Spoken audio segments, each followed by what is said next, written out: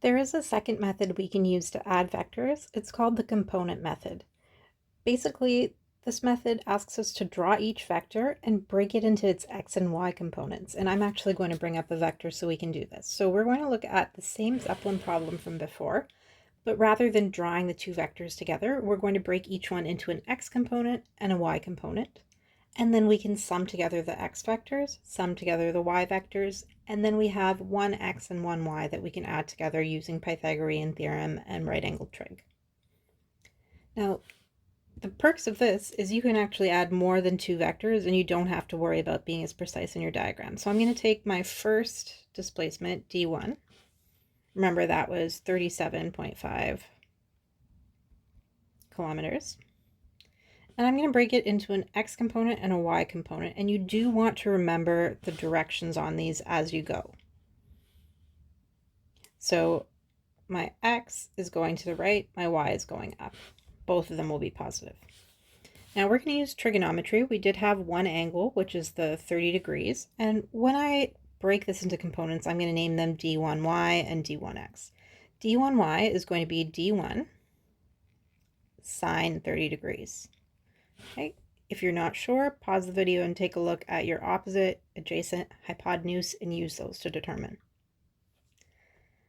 Okay, in our case, that's going to be 37.5 sine 30. And that's going to be 18.75.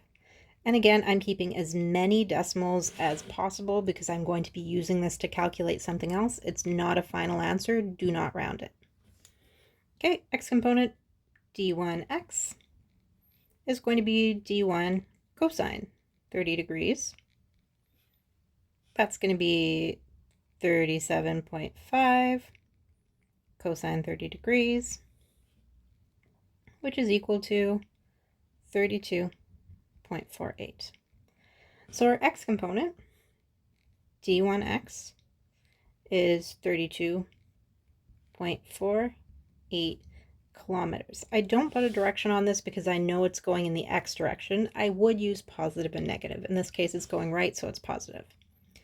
d1y, our vertical component, is 18.75 kilometers. Again, it's going up, so that's positive. Let's do something similar with d2. Remember, d2 is 30 kilometers. And the direction on d2 gives us that 70-degree angle, so that's what I'm going to use to make my right triangle. Depending on how you set this up, you could have used the 20-degree angle and a different triangle. You're going to get the same components regardless. In this case, I have a positive y component, d2y, but a negative x component because it's going up, but it's going to the left, d1x. And we're going to do something similar to find those. d1x is, sorry, that's a 2.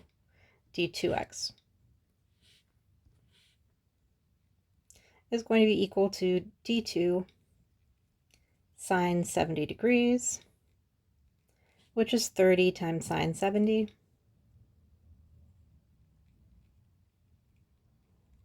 or 28.19 kilometers. Okay, I'm going to do d2y down here just so we have a little more space for it. That's going to be d2 cosine 70 degrees. Again, look at your triangle to determine the trig ratio. That's going to be 30 cosine 70, which is about 10.26. So our x component is negative in this case. d2x is going to the left, so it will be negative 28.19 kilometers. That's important because keep in mind the first vector moves to the right. The second vector moves to the left. You need opposing signs.